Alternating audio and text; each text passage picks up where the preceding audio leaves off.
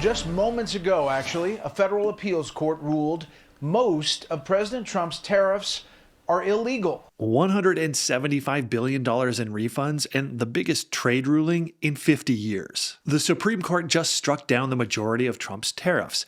But here's the thing, they didn't actually go away. And if you've ever seen what happens to markets when tariffs do get ripped up and replaced overnight, then you know that this is where real money gets made and, of course, lost. I happen to have mapped out every sector and some very specific stocks within each one of them so that you're going to know exactly where your portfolio stands right now. Hey, I just wanted to give a quick update. I was planning to launch this video last week, but I decided to push pause because it felt like there was a bigger emergency with the Iran conflict. I promise I'll give an update soon on how I plan to manage around all of these other conflicts that are happening, along with that really poor jobs report. That didn't surprise me that much. So here's what actually happened. On February 20th, the Supreme Court ruled 6-3 that the president does not have the authority to impose tariffs using IEEPA, which is the International Emergency Economic Powers Act. That's the law Trump used to slap the tariffs on basically everything that was coming into the country. And the court said, no, that's not what the law was designed for. Now here's why that matters to you. The tariffs that were imposed under IEEPA, the reciprocal tariffs, the global baseline tariffs, those accounted for roughly 60% of all Trump-era tariffs currently in effect. So when I say this was a big ruling, I mean that roughly 60% of the tariff structure just got knocked out in one little decision. So here's some quick plain English distinctions so that nobody gets lost. So Section 301 is the part of the US trade law that lets the government punish unfair trade practices country by country, mostly through targeted tariffs, especially on China. That's different from IEEPA, which is an emergency powers law and was used here for broad across-the-board tariffs. And Section 232 is separate again. It's the national security law used for product categories like steel and aluminum. So 301 is unfair trade enforcement, 232 is national security protection, and IEEPA was emergency authority. When the news came out, the S&P 500 popped about 0.6%. The NASDAQ was up a full 1%. Gold also began to climb. And for about 48 hours, it really felt like the trade war was over. But it wasn't. And this is the part that most people missed, or they simply chose to ignore. The same afternoon that the Supreme Court handed down that ruling, Trump signed an executive order revoking the IEEPA tariffs, which really sounds great on paper, but in the same order, he announced a brand new 10% global tariff under a completely different law, the Trade Act of 1974, Section 338. And 2 days later, he raised it to 15%. So let me be very clear about what happened here. The court struck down one set of tariffs, and within hours, replacement tariffs went up under a different legal authority. The tariffs, once again, didn't just disappear, they just changed their face or their address or however you want to look at it. And that's exactly why the Dow dropped 800 points the following Monday. Because once people actually read the fine print, they realized that uncertainty didn't really go away. Once again, it just changed shape. Now, if this pattern feels familiar, then it should. When the 2018 US-China trade war escalated, the S&P 500 dropped 4.5% in just 2 days and finished the year down 6%. After being up double digits before the headline ever hit. And we all remember Liberation Day last April when the S&P dropped over 10% in 48 hours before recovering to a new all-time high by late June. That's exactly what's happening right now. The pattern is always the same. There's the initial shock, volatility, and then normalization once the specifics get sorted out. That's exactly what is happening right now. On top of that, there's the refund situation that's happening.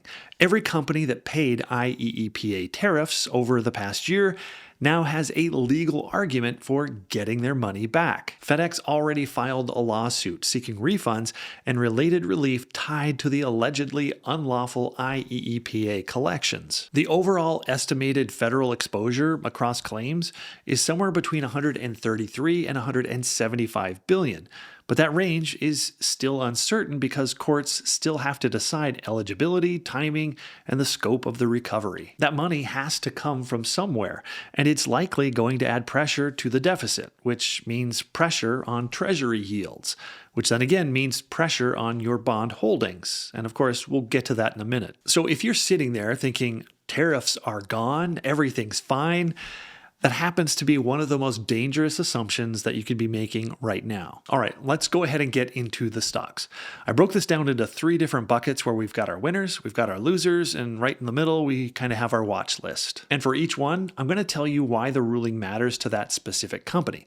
I'll give you some key data points and what to keep an eye on going forward. Let's start with retail and consumer discretionary, because this is one of the clearest winner buckets right now.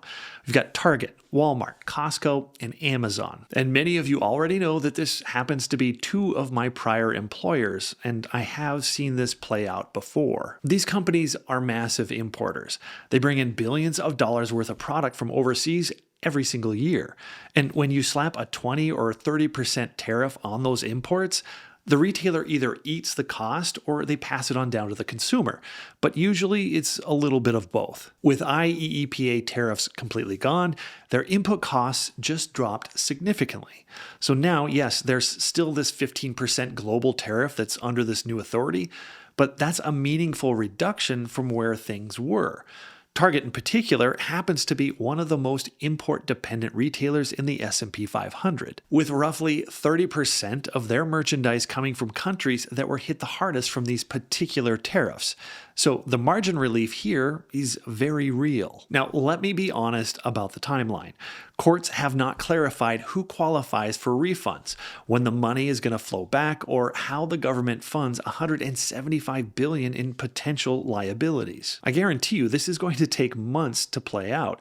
So if you're buying retail names on this alone, you're buying the direction of the trend, not necessarily a short-term catalyst. And then, of course, Amazon is in a slightly different position because they're also a marketplace and a cloud company. But their retail operation, especially their private label and their first-party inventory, benefits in the same way.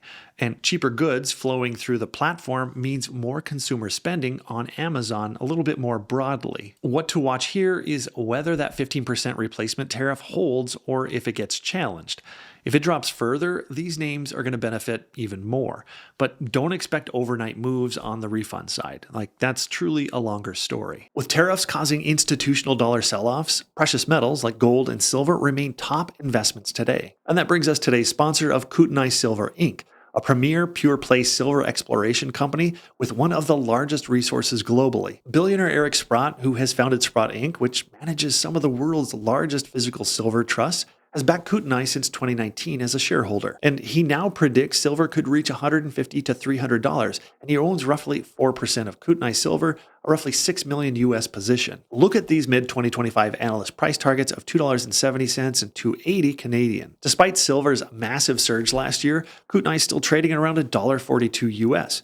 Meaning the stock still has incredible room to grow, at least according to these analysts. Kootenai has already hit on 4 massive silver deposits, totaling a staggering 223 million ounces measured and indicated, plus 111 million ounces inferred, where only a handful of companies globally control deposits of this particular scale and grade. Leading the charge is CEO James McDonald, and he previously helped build Alamos Gold, which during his time there saw its share price appreciate 1,500%. Kootenai Silver's valuation is undeniable. Their enterprise value is incredibly cheap at just 36 cents per ounce versus the $2.18 industry average. Finally, there's the exploration upside. Kootenai is drilling at a much higher rate than their peers. With such an aggressive exploration, their likelihood of striking more veins begins to improve. If you're interested in learning more about Kootenai Silver, please check out the link down in the description. Now, let's go ahead and let's shift to the tech hardware and the semiconductors.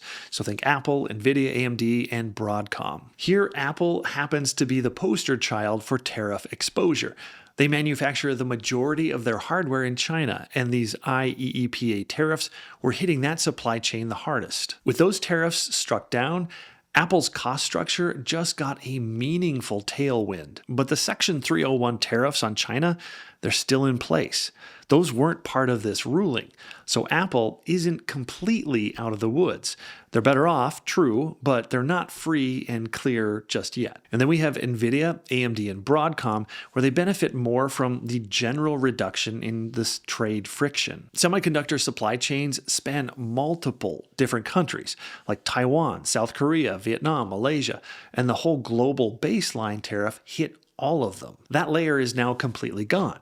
Nvidia in particular has a massive backlog for AI chips, and anything that reduces cost and friction in their supply chain, it's going to be a direct bonus to their margins, which are already extremely high. What I'll be watching for in this group is any new tariff action that specifically targets semiconductors, because that's still the risk that nobody's really pricing in quite yet. Now let's move on and talk about automotive, such as Ford, General Motors, and Tesla. The auto sector is one of the most supply chain complex industries on Earth. A single car has parts from 20 plus countries. Ford and General Motors both import significant components from Mexico, Canada, and Asia, and the IEEPA tariffs were layered on top of existing auto-specific duties. However, Tesla is in a little bit of a unique position here because they've been aggressively reshoring their entire production, but they still source battery materials and components internationally. So the tariff relief helps them just a little bit less. The key number is that the average tariff burden on US assembled vehicle was estimated at $2,000 to $3,000 per car from IEEPA alone. And as we know, that's now gone. That's real money on margins, especially for Ford and General Motors, which operates on thinner margins than Tesla. Let me put some context to this. So back of the napkin math says that the tariff relief could mean between $2 and $4 billion swing per company for both Ford and General Motors. And this is why autos matter here. Now, what I'd watch for is whether that 15% replacement tariff includes auto-specific carve-outs, because that still hasn't been clarified. Now let's go ahead and flip to the loser side, starting with domestic steel and aluminum names like US Steel, Nucor, Cleveland-Cliffs, and Alcoa. When the tariffs go up on imports, then the domestic producers benefit because the foreign competitors become more expensive. These companies all benefited from that tariff layer because it made imported steel and aluminum less competitive. That protection just got a little bit thinner. Now, of course, the Section 232 tariffs on steel and aluminum, they're still intact because those weren't part of this ruling. But the IEEPA layer was additional protection on top of 232, and that part is completely gone. Cleveland-Cliffs matters here because it's not just a steel ticker. It's one of the largest U.S. flat-rolled steel producers and a major supplier to the North American auto market. So when tariff protection changes, CLF sits right at the intersection of steel pricing and auto demand. And if foreign steel gets cheaper, Cleveland-Cliffs tends to feel that pressure real quick. And if you look at what happened to the domestic steel stocks during the 2018 trade war unwind, when tariff expectations shifted just even slightly, these names dropped 25 to 50% in a matter of weeks. What I'm monitoring over the next 60 to 90 days is steel import volume. If imports begin to spike, these stocks likely have a lot more downside. And before we get to the watch list, we also need to talk about Treasuries and the deficit, because this is less obvious, but it's extremely important. Remember that $133 billion to $175 billion refund liability that I mentioned earlier? Well, if companies successfully sue for those refunds, and FedEx is already leading that charge, then that money adds directly to the federal deficit. More deficit means more Treasury issuance. More issuance means yields begin to go up. Tilt, which tracks long-term Treasuries, is the trade to watch here, because when yields begin to go up, the value of existing Treasury bonds goes down. But here's the second order effect that most people miss. When Treasuries start to yield more, the risk-free rate becomes more competitive against dividend-paying stocks, your utilities, your REITs, and your consumer staples. Putting it into plain English, money begins to rotate out of those names and back into Treasuries. So if refund litigation gains real momentum, which I think all of us think that it will, it's not just a bond play. It pressures the entire income-oriented equity ecosystem. Now I want to talk through my watch list, and let's jump into agriculture first with ADM and Deere. And agriculture is complicated because it's not just about US tariffs. It's about retaliatory tariffs from our trading partners. When we happen to tariff their goods, they tariff ours. And of course, that's exactly what keeps happening.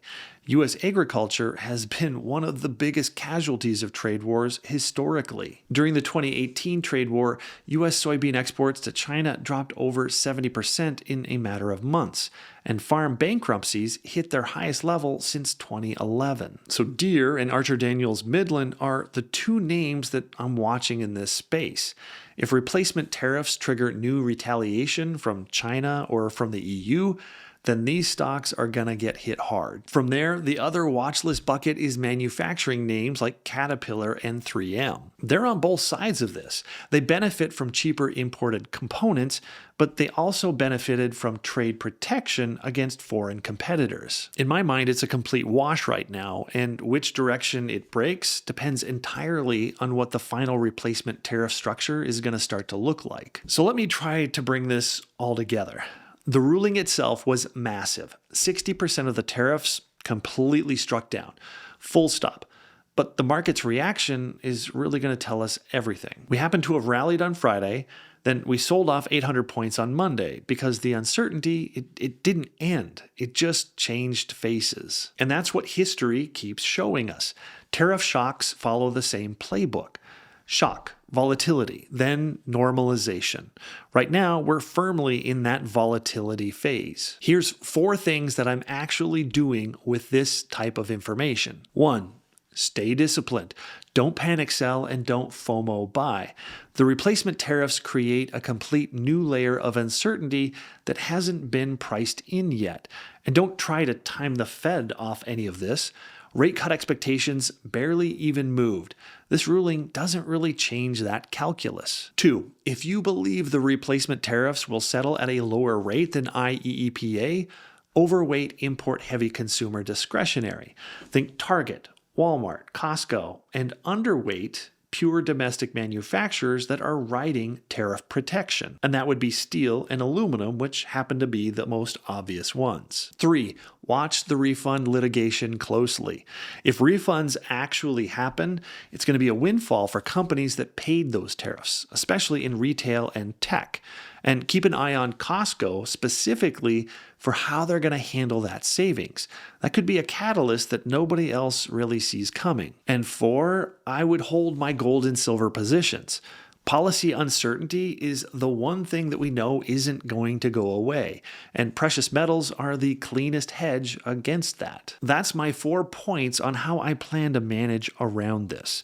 Now, if this breakdown was useful to you, I'd really appreciate it if you'd consider subscribing and hitting the like button. I put a lot of work into mapping these sectors and the specific stocks, so you don't have to spend hours doing it yourself. And if you're new here, I do this kind of deep analysis almost every single week, breaking down what's actually happening in the market and what it means for your money. Please drop a comment and let me know which sector you're most focused on right now.